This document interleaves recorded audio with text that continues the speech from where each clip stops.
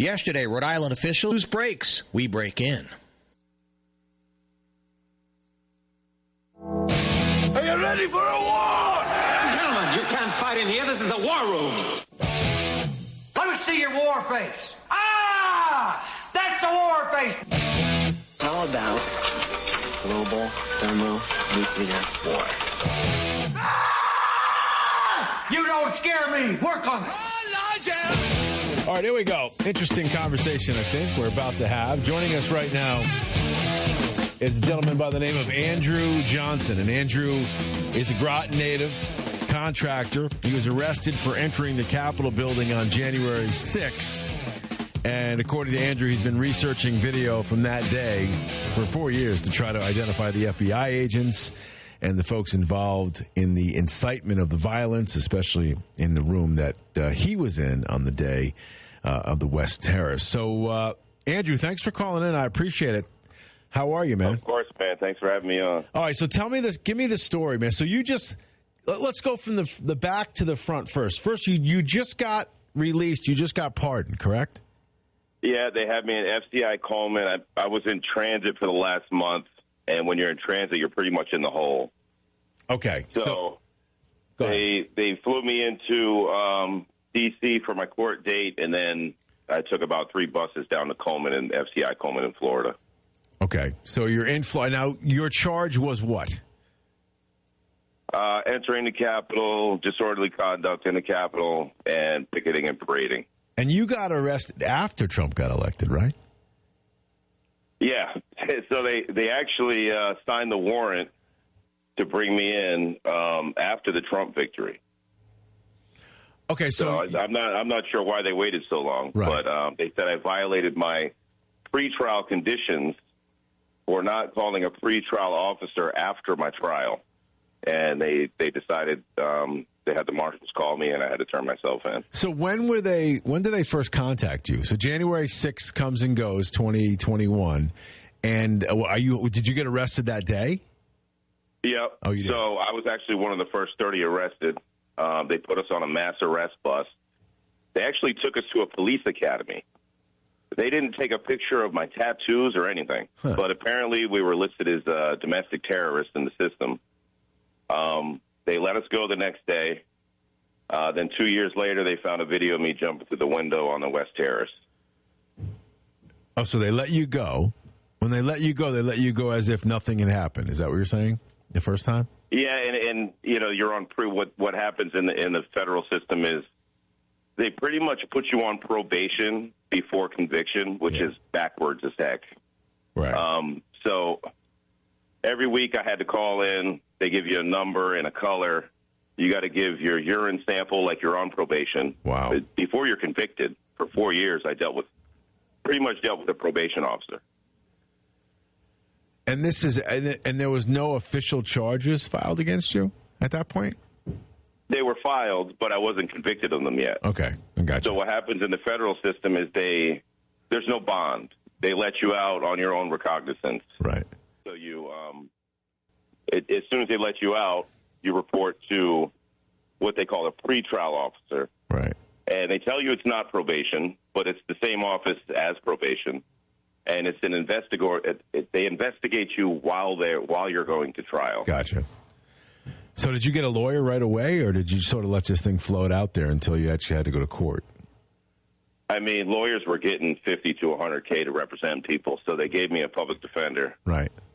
And my first one was great. Peter Odom was awesome. My second and third were avid and open Trump haters. Okay. And then, they just told me they were. Okay. So there's a lot of J6ers that had, I mean, the whole public, lawyer system, there's not many conservatives within it. So you're pretty much getting a Democratic lawyer who doesn't align with what, we stand for. Sure. My second lawyer actually dropped me without telling me in court. She said that we have different worldviews, and she's not comfortable representing me. Oh, my goodness. So they gave me a third guy. Yeah. And he openly would tell me that Trump defecates in his diaper and pees his pants. Wow. All right. So did you get a fourth guy or no? Nope. I dropped him, and they forced me to keep him as side counsel, and I went pro se. Okay. All right. So let's get. Do you have time to tell us what happened that day? Do you have time to go through some of this? Oh, definitely. Okay. I mean, how much time you got? Well, let's keep going. I want to hear some of this stuff. So you decide to go down to Washington. Let's back up. Let's go all the way back to the beginning. Did you go on a bus? Did you go in a car? Did you go with friends? Tell me about that. My ex was actually a COVID nurse, so we were in Dallas. So I flew in from there, and I met my brother, my uncle, and two good friends. Okay. Mo and Vicky. Yeah. Who also were arrested that day too. I know they were. They also got pardoned yesterday. Did you? But let me ask you a question. We went there just to protest. Okay. All right. So you went there just to protest the 2020 election. You didn't feel it was on the up and up. Is that the idea? I mean, that was like the fifth thing we were protesting. Okay. It really started with the COVID lockdowns. Okay. We saw coercion of medicine. Right. You had people being told that they couldn't go to church. Yep. You had mom and pop shops that they couldn't be open. They went out of business. There were so many things that led up to it. So it wasn't just the election. It was a culmination of everything that you had gone through or we had gone through as a country for the last few years, right? Is that the idea? Yeah, and I mean, the way I read it, when I read the Declaration of Independence, because I was never into politics, but when Trump won in 2016, I started getting more into, the Constitution and the Declaration of Independence. And the way I saw it was the government committed a long train of usurpations against the people.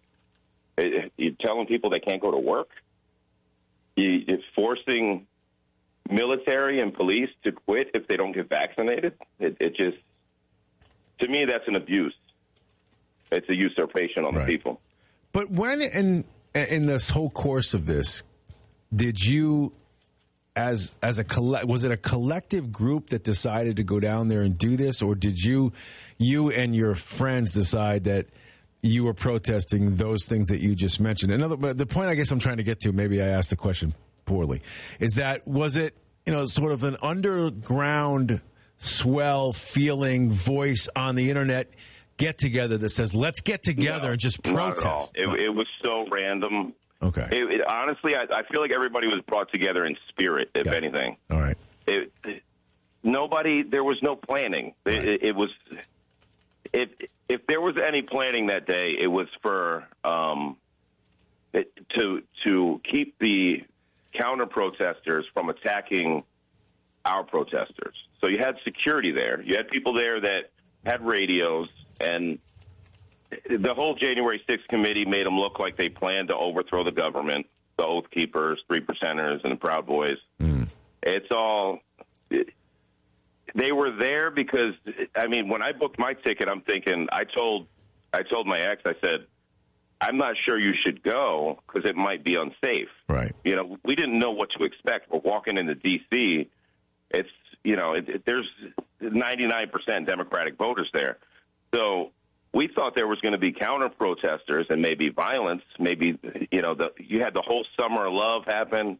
You had the Antifa and BLM burning down buildings. And so we didn't know what to expect. So if there was any planning, it was to stick together, stay safe, keep the protest safe, keep the assembly safe.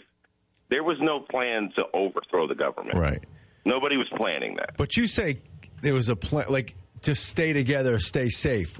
What are we talking about? Just you and your close friends? No, I mean, Trump supporters you would meet there. Okay, if we walked to the store, we would walk together. Gotcha. We didn't know if we would bump into the, Antifa groups who were there. Gotcha. They were there the night before. Sure. And that's a lot of the investigation we're doing now is we believe that there were agitators and Antifa CIs working with the feds to undermine the protest. All right, so you get there. And you don't really necessarily know anybody then, right? You're just sort of walking around. You see a Trump sign. You see a Trump hat. You say, hey, blah, blah, blah. Friendships are made. It was a love fest. Absolutely. Okay. It felt like being at you ever been to a football game and you're tailgating and you all like the same team? Sure. It felt kind of like a major tailgating party. Right. It was just so much positive energy and people getting along and standing for the same thing, and then as you get closer to the Capitol, as we're looking through this footage, we're seeing these people with that they're mostly covered in their face with glasses on, and they just start pushing the cops and trying to kind of incite the crowd. Right. And it happened on the west side and the east side. So it's hard because we don't have faces, but there are some people that we're looking into, especially in the room that I went in. So it might, I mean, I've went through maybe 3,000 hours of footage so far. Right. And it got really weird as soon as I got inside. All right, so you're going through footage. What are you looking for? Just body language that's off. People with earpieces that have their face covered. We're finding these people with green duct tape around their arm, yellow and green tape on their helmets. And what we're figuring out is that green tape is used in Hollywood as spike tape, and it's to tell the actors where to stand. So it's very premature, but there's so many people that you see there that don't talk to anybody, but then they just walk up to a police officer and start pushing them. Okay. And then the crowd kind of gets incited and angry, and they broke through to get into the building, kind of pushed through the police officers there. But so what's your theory then? What's your theory? Are you saying that you think it was a combination of law enforcement and Antifa, or what's your hypothesis of what happened then? I mean, it's already known that protests are infiltrated. I don't know if you saw the Project Veritas video. There's a Chicago senator's husband who was caught on video openly saying, we go into conservative protests, we give the crazies a little nudge, and so we can shut down and either declare a riot or whatever they have to do to shut down the assembly. So it felt like it happened that day.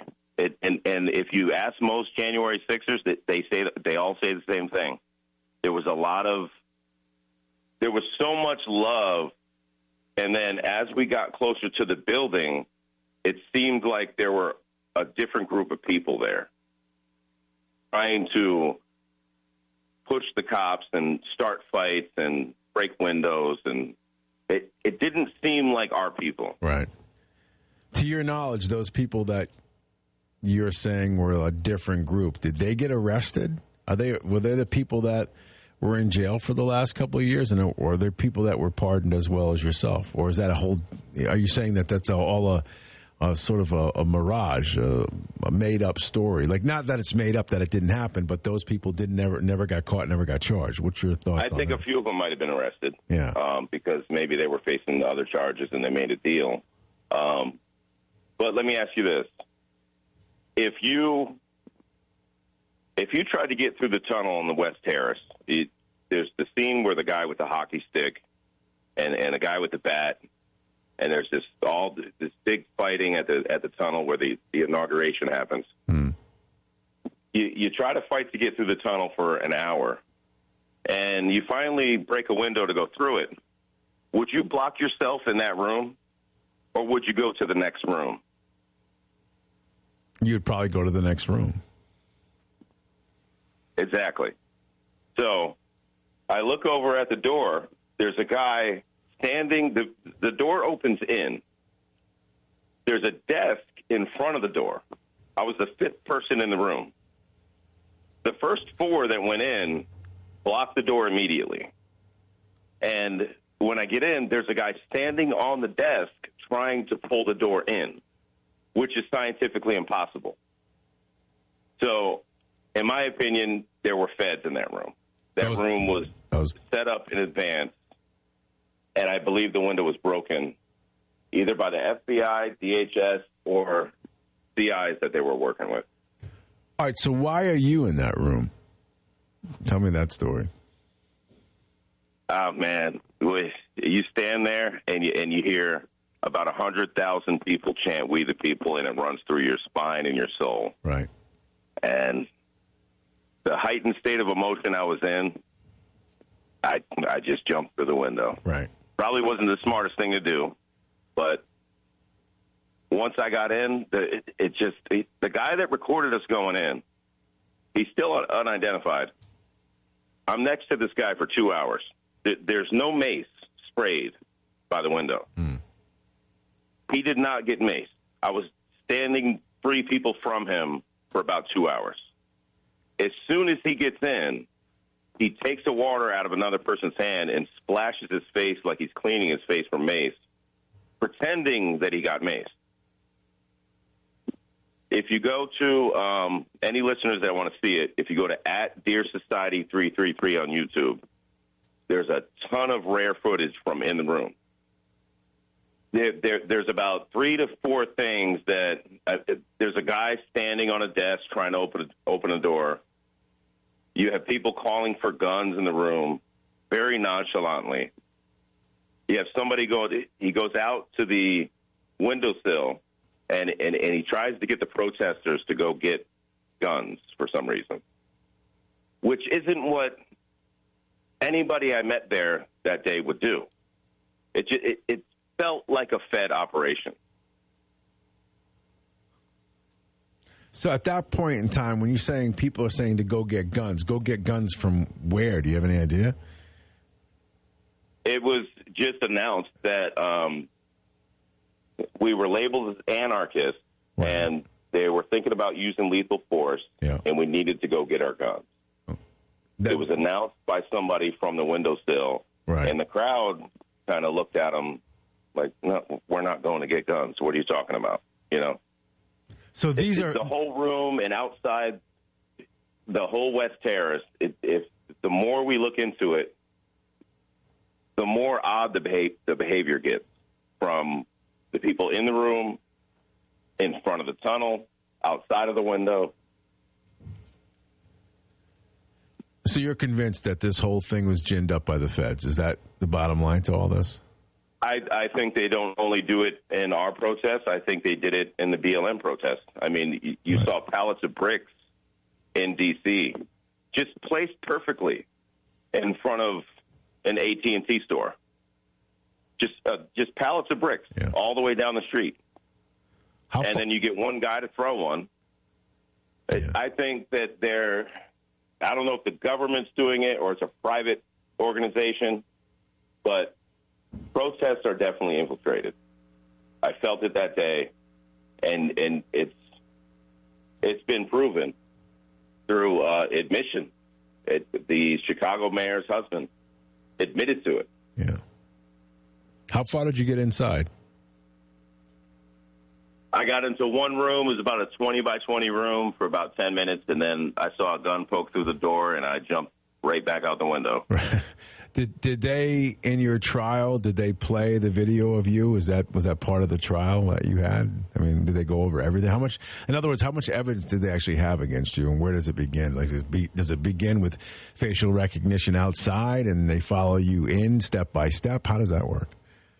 Well, they had my clothing. I had a Braves hat and a green jacket on because they arrested me that day. So they found me in the footage 2 years later and issued a new warrant for the arrest. Right. So I didn't go to trial. I pled day one of trial. Gotcha. Okay. Did they have your phone conversations too, to your knowledge? I mean, were they able to ping where you were because of your phone, stuff like that, or is that something you don't know? None of that was in my discovery. Yeah. They did have some of the Proud Boys and Oath Keepers parlor messages, right, which led to the seditious conspiracy charges. One of them was actually in Coleman with me, Ethan Ordine. He was locked up the whole 4 years. Yeah. There were 12 guys in FCI Coleman that last night all got released. They've been locked up for 4 years over just walking into the Capitol building. Right. Do you know anything about their background? I mean, are they notoriously dangerous individuals or anything like that? Or regular people, man. Yeah. Like they had the Republican chairman of Florida had they had like a potluck for us when we got out. They gave us a gift bag and made sure we had a hotel to stay in. Gave us a toothbrush and deodorant. Right. So many advocates have done so much for us for the past 4 years. But, I meet these guys. They're regular people. Right. They're carpenters. One guy ran his business for 25 years. He was a carpenter, and he's in jail for 4 years. He lost pretty much everything. He can't get that back, right. How long were you incarcerated for exactly? I was only in 2 months. Right. They brought me in about 2.5 months ago. Okay. Must have been a hell of a celebration when they said you're out, right? Definitely. It's kind of surreal, really. Listen, I would love to invite you if you ever would love to come into the studio. I'd love to go over this in even more detail. I'd like to just sort of get your feel from the time you put your foot on the Capitol grounds. I'll bring some footage up if you want. I'm coming. I think I'm coming back to Connecticut in about 10 days. All right, let's get together. Come into the studio. We can sort of figure something out. Maybe do a whole hour. Maybe give some people out there who have questions of their own, if you don't mind, taking some calls from some listeners out there, some questions for you. Definitely. That'd be fun. Right. I mean, I run a Spaces and all that, and in the whole, we got about 6 video investigators that have been going through the 44,000 hours of footage. Right.